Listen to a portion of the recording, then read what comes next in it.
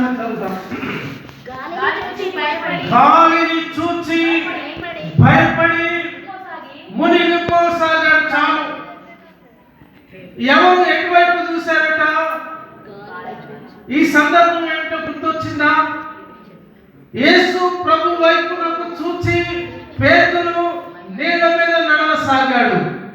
కానీ ఇప్పుడు ఎటువైపు చూశారట?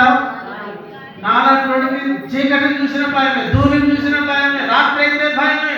ఇక బంగారం ఉంటుందా ఇంకా జాగ్రత్త భయపెడతా ఉంటారు. హల్లెలూయా. ఎటువైపు చూసి భయపడుతున్నాం? పేతురు యేసు వైపు చూసిన అంతసేపు చూడండి 29లో ఆయన రమ్మనగానే పేతురు దోణి దిగి యేసు నొద్దకు వెళ్ళుటకు నీళ్ళ మీద నడిచాడు. దేవుని స్తోత్రం. మనము నీళ్ళ మీద నడవగలము, ఇంకేదైనా చేయగలము ఎప్పుడు? యేసయ్య మాట విని యేసు వైపు చూసినప్పుడు మాత్రమే. కానీ పేతురు ఏం చేశాడట? పేతురు యేసయ్య వైపు చూడలేదు. తన కన్నులు గాలి వైపు చూడటం మొదలుపెట్టింది, నీళ్ళ వైపు చూడటం మొదలుపెట్టింది. Don't distract your looks. నీ యొక్క చూపులు, నీ ఆలోచనలు, నీ మనస్సు, నీ తలపులు దేవుని మీద కేంద్రీకరించాలి. దేవునికి స్తోత్రం. మనం వచ్చిన పర్పస్ ఏంటి? ఇక్కడికి వచ్చి 20,000 అయితే శాలరీ అడుగుతారు. ఏంటి అసలు? ఎక్కడున్నాం మనం? హల్లెలూయా. అయిన తర్వాత బయటికి వెళ్ళాక మాట్లాడుకుందాం. మన మనసు ఏంటి ఇప్పుడు? ఈ నూతన సంవత్సరం నిద్రపోకుండా ఎందుకు వచ్చినావు నువ్వు? ఇక్కడ నుంచి వెళ్ళేటప్పుడు ఏం వెళ్తాను? బాగా చెప్పండి, బాగా జరిగింది అనుకోవడానికి కాదు. కొన్ని మాటలైనా మన హృదయంలో నిలిచిపోవాలి. We're spending our valuable time. Maybe 500-600 people spending 3 hours. Calculate చేయండి ఎన్ని గంటలు నాకు ఇస్తున్నారు. దేవుని మందిరంలో ఎన్ని గంటలు వెచ్చిస్తున్నాం. ఎటువైపు చూడాలని వాక్యం కనిపిస్తుంది. పేతురు ఎటువైపు చూశాడు? మనందరికీ గొప్పవాడు కదా పేతురయ్య గారు. God has given the keys of the heaven. పరలోకపు తాళం చేతులు ఎవరికి ఇచ్చాడు? తాళం చేతులు ఎవరికి ఇస్తాం మనం? కనబడులకే ఇయ్యరు, బిడ్డలకి ఇయ్యరు, కోడలకి ఊపిరిపోయిన ఇయ్యవు. ఇప్పుడు తాళం చేతులు ఏం లేదులేండి, కీస్ పాస్వర్డ్ చెప్పట్లేదు. మనం మీరు వాళ్ళకంటే అతి ముఖ్యమైనవి పాస్వర్డ్ ఏం చెప్పట్లేదు. అయిపో అసలు ప్రియ స్నేహితులు మనం ఎవరికి ఇస్తాం? మన ఇంటి కాలాలు యేసు ప్రభు ఎవరికి ఇచ్చిందంటే పరలోక రాజ్యం తాళం చేతులు పేతురుకి ఇచ్చాడు కదా. మరి ఇప్పుడు పేతురు ఎటువైపు చూశాడు? ఎటువైపు చూడాలి? అంత గొప్ప ఆధిక్యత పేతురుకు దేవుడు ఇస్తే, యేసయ్య వైపు పేతురు చూడలేదు. పేతురు ఎటువైపు చూశాడు తెలుసా? గాలిని చూశాడు, పరిస్థితులను చూశాడు, మనుషులను చూశాడు. నువ్వు ఎటువైపు చూస్తున్నావు? యేసయ్యా నిన్ను చూడాలని ఆశ, యేసయ్యా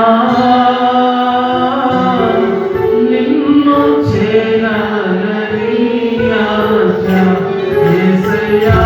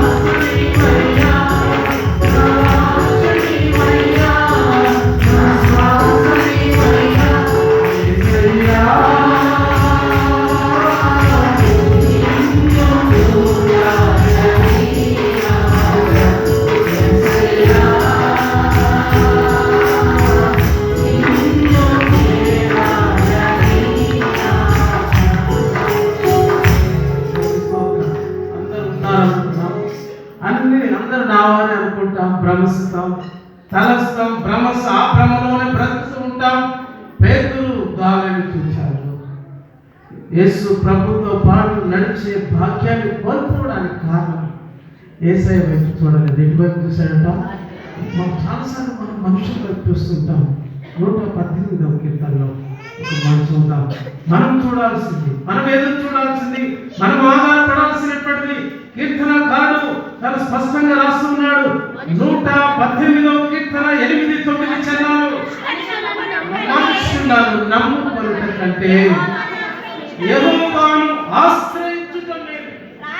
ఈ జీవితపు పరుగు పందెములో, ఈ 2026వ సంవత్సరంలో అడుగు వేయలేని స్థితిలో అడుగును వేపించగలిగినటువంటి దేవుడు మనతో ఉన్నాడు. మనలను నడిపించగలిగిన దేవుడు మామూలు నేల మీద కాదు, నేల మీదనే నడిపించగలిగిన సమర్థుడు మన దేవుడు. హల్లెలూయా. నడవగలిగే సామర్థ్యం మనకి ఇచ్చే దేవుడు ఆయనే. మన సామర్థ్యం కాదు, మన శక్తి కాదు, దేవుడే ఇస్తాడు.